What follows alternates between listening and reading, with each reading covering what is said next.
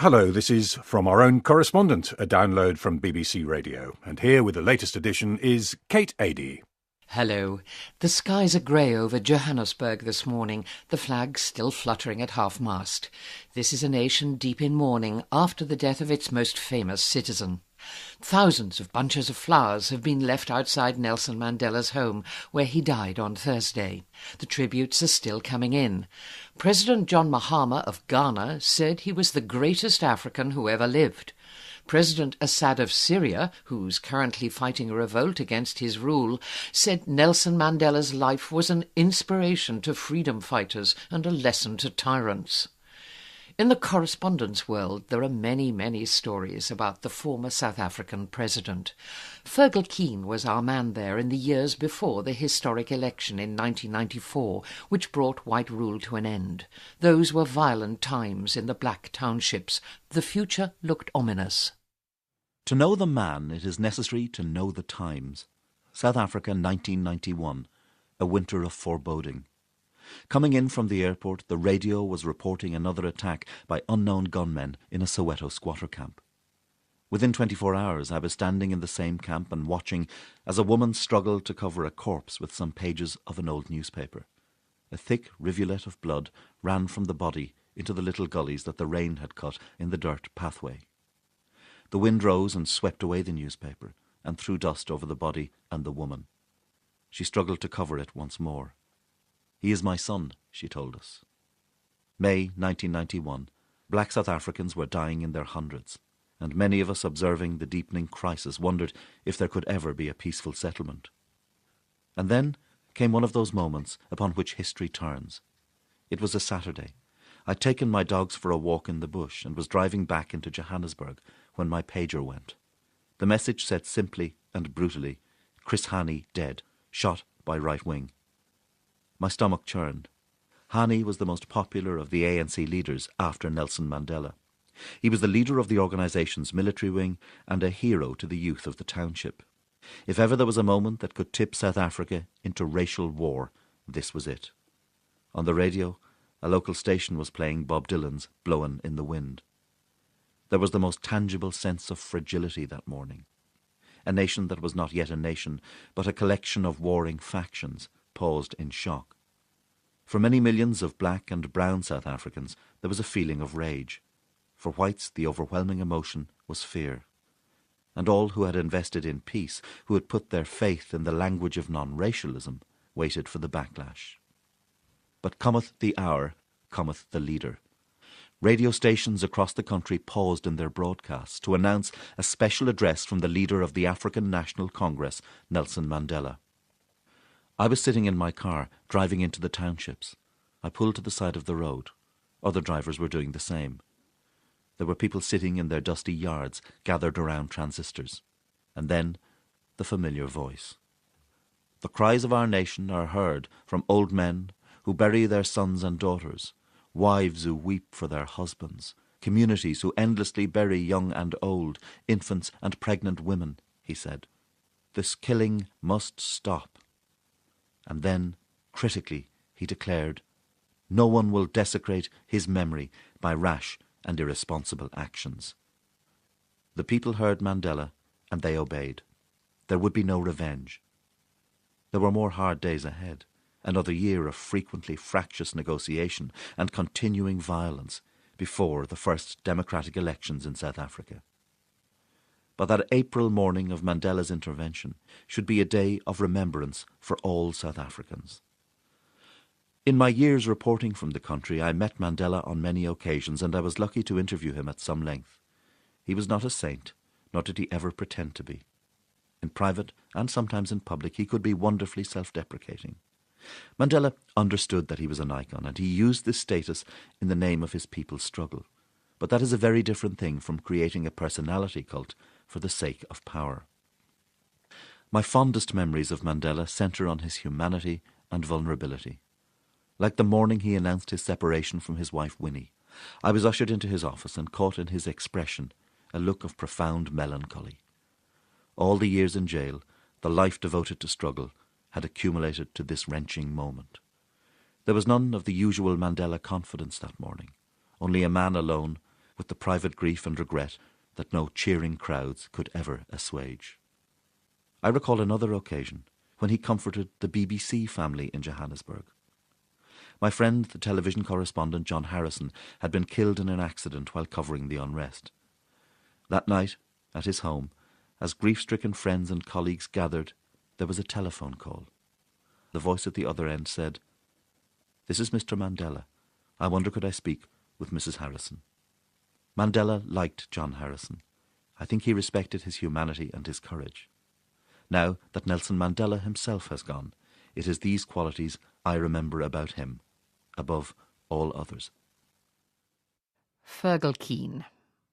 A generation earlier, the death in police custody of Steve Biko, the leader of the Black Consciousness movement, caused outrage in South Africa. A post-mortem examination revealed Biko had died from severe brain damage.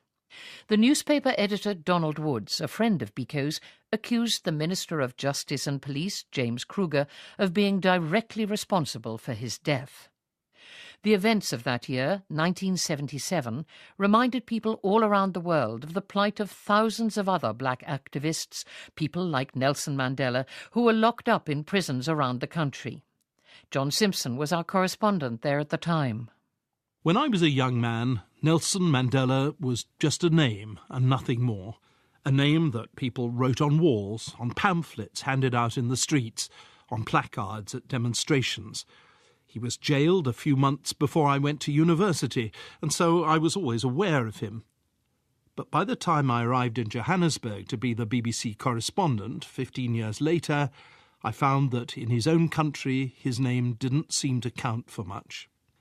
The Soweto riots, though past their most ferocious, were sputtering dangerously on, and young demonstrators were still coming out onto the streets to attack the police with rocks and petrol bombs. It was a grim time altogether, the high watermark of apartheid. I talked a lot to the demonstrators. They had no great political ideas, and they certainly didn't follow the ANC, Nelson Mandela's party. They thought the old ANC leadership in exile was completely irrelevant. The white ministers and officials of the National Party, who had put him away, felt the problem he had once represented had been sorted out. They had locked him up and thrown away the key. If for some reason you wanted an interview about him, there was always one particular junior minister who was prepared to be wheeled out to tell you that Mandela was a thoroughgoing terrorist who deserved to stay in jail for life. The minister's name was F.W. de Klerk, and one day, still another 14 years or so into the future, he would do the necessary deals with Mandela to release him, agree the ground rules for the first one-man, one-vote election in South Africa, and join a coalition government with him. But in 1977, the newspapers, even the liberal ones, scarcely ever printed Mandela's name. That was probably the lowest point in his political fortunes. He was forgotten, irrelevant, politically dead. Only his wife Winnie kept his memory going. At that stage she seemed pretty magnificent, very different from the troubled, violent persona she later took on. Interviewing her was the closest at that stage I could come to reporting on the man himself. Yet because of the ludicrous conditions which the apartheid regime constructed to cope with dissent, I couldn't talk to her inside a building or in the presence of another person. In the end, feeling rather embarrassed, I went to the depressing little town of Brantfort, where she'd been exiled, and yelled some questions at her across the necessary gap of several metres. She shouted back the answers. I'd obeyed the letter of the law, but I was still arrested, taken to a police station, cautioned, and afterwards investigated by the much-feared security police.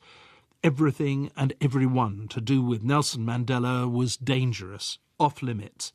That was how the white government wanted it. And then, of course, years later, the government realised that Nelson Mandela was the one person it had to talk to if power were to be handed over peacefully. He was released and went to live in Soweto, and it was there, nearly 30 years after I'd first heard about him, that I finally came to see him. It was getting dark, and I was hopelessly lost.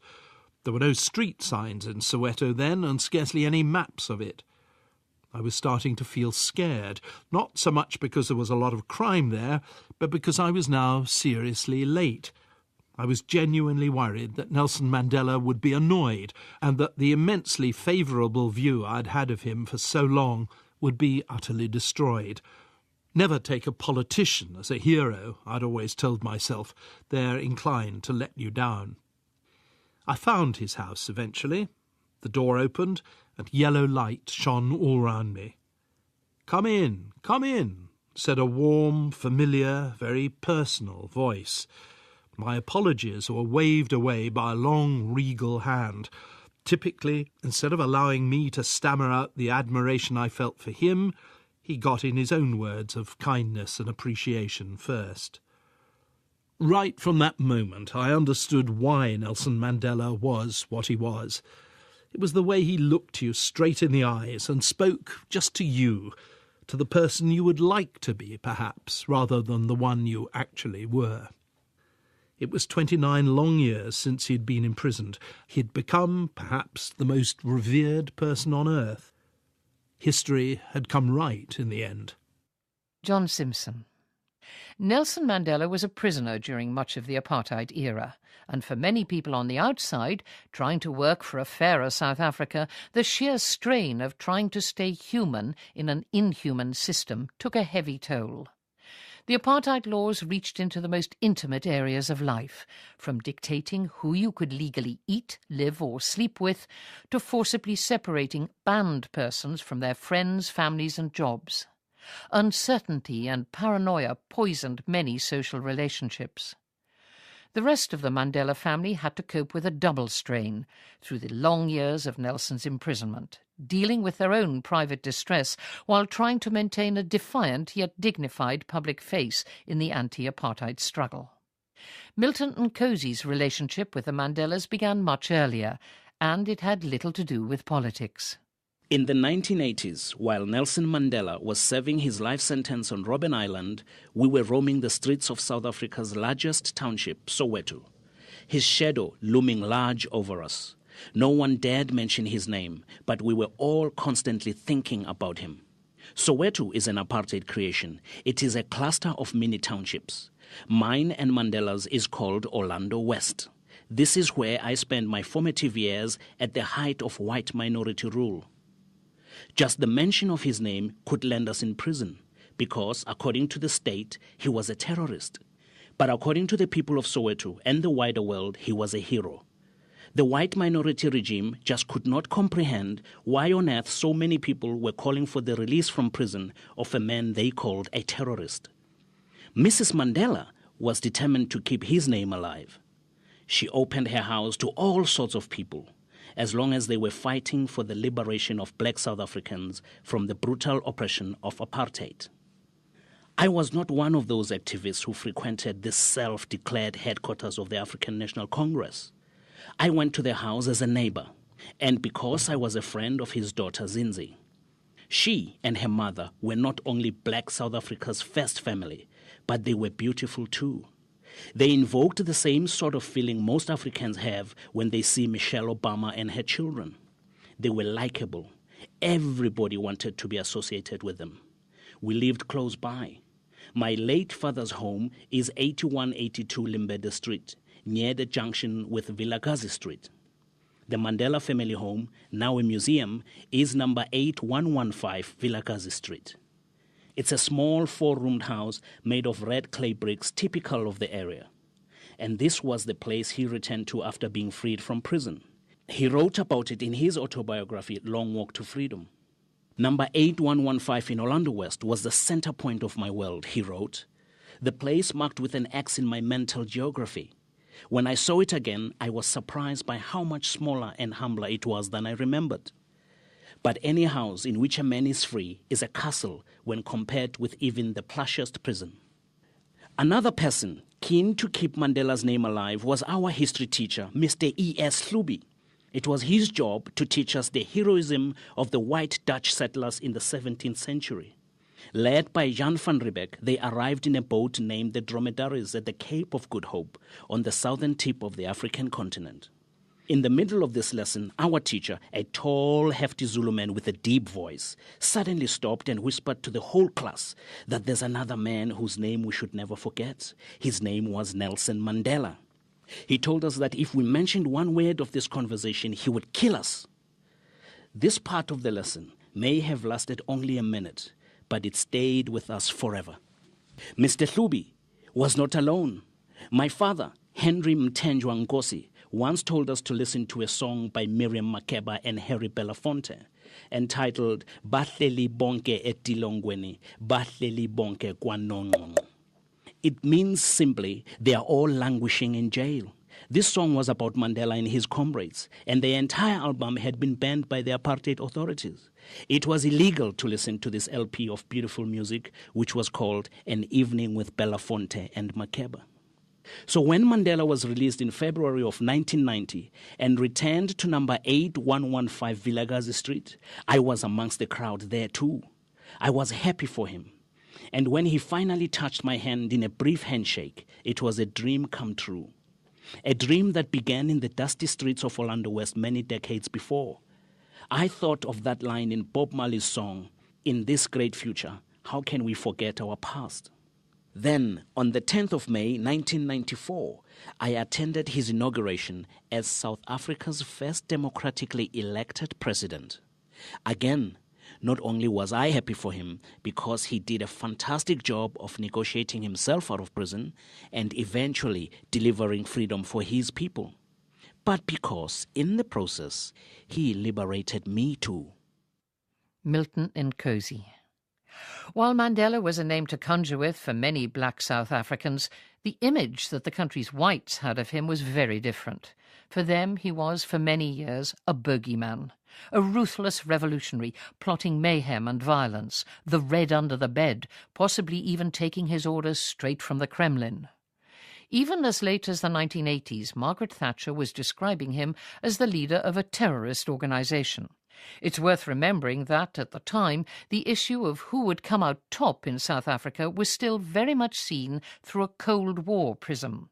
Many saw it as yet another African war by proxy for the global struggle of capitalism against communism.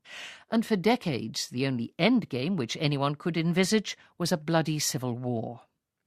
A blanket of state censorship and misinformation muted many questions about how the country was being governed. Hamilton Wende remembers just how thoroughly the regime managed to suffocate dissent and distort public understanding of what Mandela and the ANC were trying to achieve. My political education began with a hockey stick. It was June 1976, and South Africa was convulsed by the anti-apartheid political uprisings that began in Soweto and spread rapidly through townships across the country. I was 15 years old and attending a whites-only boarding school in Grahamstown in the Eastern Cape. While black youths erupted in rage at the injustices that a racist system forced them to endure, we white teenagers were largely terrified at what might happen to us and to our country in the face of such cataclysmic anger. After some heated discussion, the solution decided upon in my dormitory was to arm ourselves with various sporting accessories, should the breathless rumours of the planned wholesale slaughter of whites turn out to be true deep in the middle of the night. I wasn't much of a cricketer, so the best I could do was place my hockey stick alongside my pillow. Late that night, a roaring of truck engines on the main road woke us up. We all sprung to the windows to watch army reinforcements moving into the black township on the hillside above our white town. Bright searchlights swept across the tiny houses and tin shacks. When I woke the next morning, I felt sad, frightened and ashamed that I had been so willing to believe the rumours of slaughter and that I had been so ready to fight. For months afterwards, the political debate swirled around our high school. Some boys vehemently supported racial separation, but many of us knew that apartheid was wrong and were against it. But most of us white boys who did think it was wrong had no real leadership. The ANC was banned, and no one was allowed to publish or even to write the name of Nelson Mandela. As astonishing as it seems today, I was a politically aware teenager who was against apartheid, and yet All through high school in the late 1970s, I had no idea that Nelson Mandela existed. Certainly some white children knew who he was, but most of us white kids were totally unaware of him. That was how effective the censorship of the apartheid state was. In those days, the separation between white and black was complete. There was no way for any of us youths, white or black, to imagine any other future for ourselves but bitter, ongoing racial conflict. The government hid from us that the ANC under Nelson Mandela was fighting for a non-racial, democratic South Africa. It was the height of the Cold War, and the National Party government fed us propaganda that they were defending a Christian state against the evil of godless communism. Of course, not all of us swallowed that, but the power of the police and the state was such that the voice of Nelson Mandela was largely silenced as he broke rocks in jail on Robben Island. Slowly, as the 1980s dawned, that began to change. It became increasingly difficult for the government to suppress the dissent and outright revolutionary resistance that was growing in the black population. The moment white rule started to crumble was probably 1985, when the then President P.W. Botha refused to release Mandela unconditionally. That stubborn refusal contained within it the beginning of the end of white dominance. Slowly, like water dripping through cracks in rock, the fear and the violence and the ongoing cruelty needed to prop up apartheid began to seep into white South Africa's conscience. Many young men did as I did and left the country, refusing to serve in the apartheid military. It was only when I arrived in London in 1987 that I read something of what Nelson Mandela had written. I could barely believe what I was reading. I sat up on a train from London to Edinburgh, reading until my eyes were red and sore. It was an almost spiritual revelation, to discover that the man who I had always been told was a communist terrorist, in fact, believed what I believed about South Africa. Here at last was a vision of a shared future between black and white that was possible, and here was the man who could lead us if only he were freed.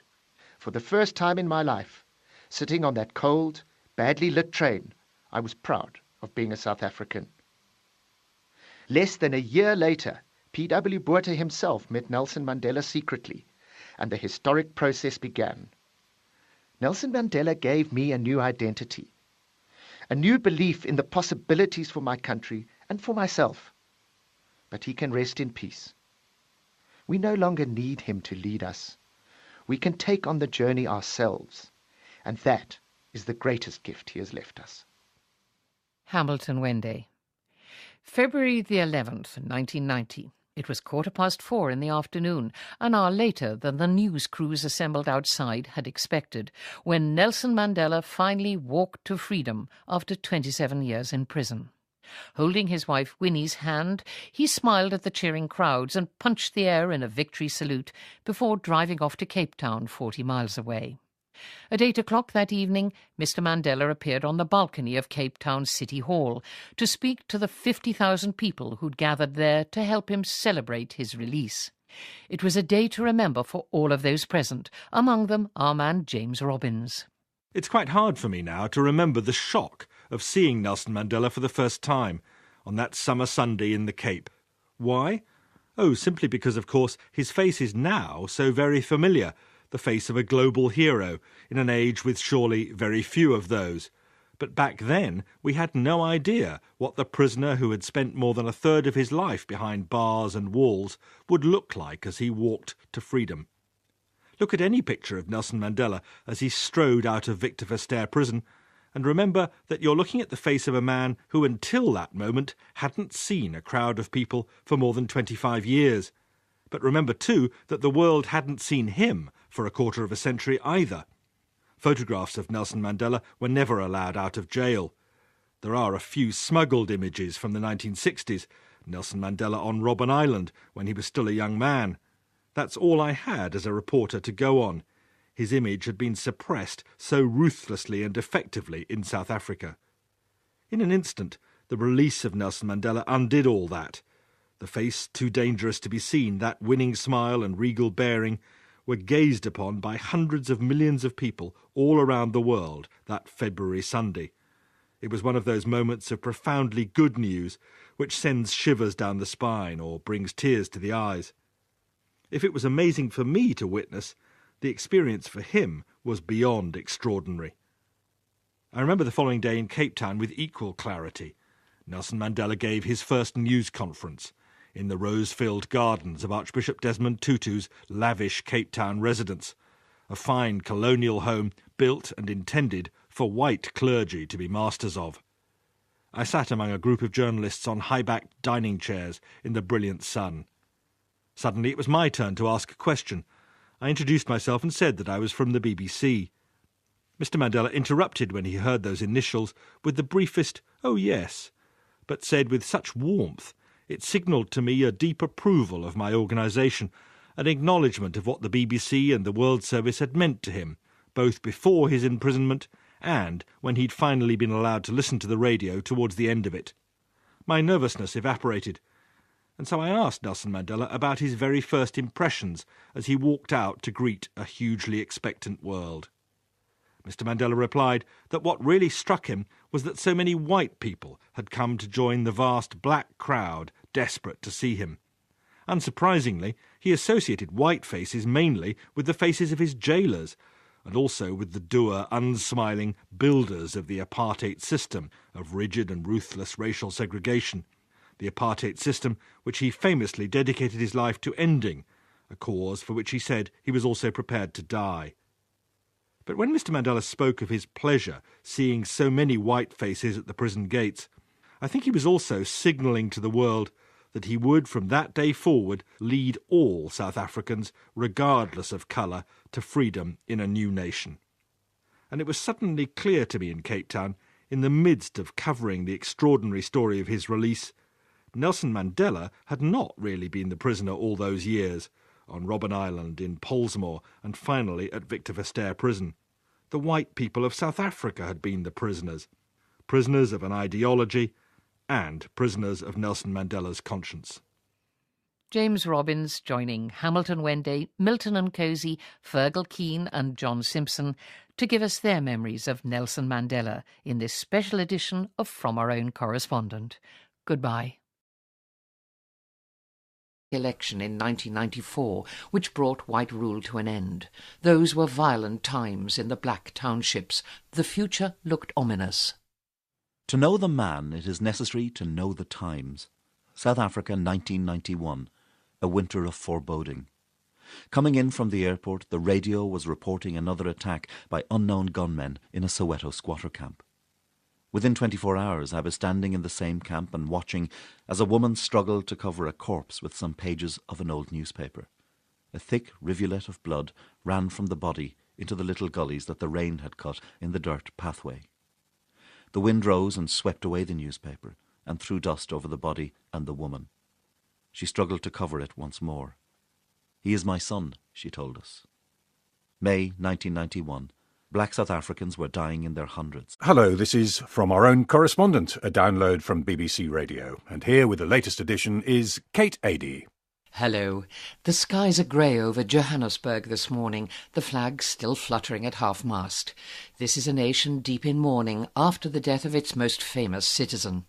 Thousands of bunches of flowers have been left outside Nelson Mandela's home, where he died on Thursday. The tributes are still coming in. President John Mahama of Ghana said he was the greatest African who ever lived. President Assad of Syria, who's currently fighting a revolt against his rule, said Nelson Mandela's life was an inspiration to freedom fighters and a lesson to tyrants. In the correspondence world, there are many, many stories about the former South African president. Fergal Keane was our man there in the years before the historic... And many of us observing the deepening crisis wondered if there could ever be a peaceful settlement. And then came one of those moments upon which history turns. It was a Saturday. I'd taken my dogs for a walk in the bush and was driving back into Johannesburg when my pager went. The message said simply and brutally, "Chris Hani dead, shot by right wing." My stomach churned. Hani was the most popular of the ANC leaders after Nelson Mandela. He was the leader of the organisation's military wing and a hero to the youth of the township. If ever there was a moment that could tip South Africa into racial war, this was it. On the radio, a local station was playing Bob Dylan's Blowin' in the Wind. There was the most tangible sense of fragility that morning. A nation that was not yet a nation, but a collection of warring factions, paused in shock. Infants and pregnant women, he said. This killing must stop. And then, critically, he declared, no one will desecrate his memory by rash and irresponsible actions. The people heard Mandela, and they obeyed. There would be no revenge. There were more hard days ahead, another year of frequently fractious negotiation and continuing violence before the first democratic elections in South Africa. But that April morning of Mandela's intervention should be a day of remembrance for all South Africans. In my years reporting from the country, I met Mandela on many occasions, and I was lucky to interview him at some length. He was not a saint, nor did he ever pretend to be. In private, and sometimes in public, he could be wonderfully self-deprecating. Mandela understood that. For many millions of black and brown South Africans, there was a feeling of rage. For whites, the overwhelming emotion was fear. And all who had invested in peace, who had put their faith in the language of non-racialism, waited for the backlash. But cometh the hour, cometh the leader.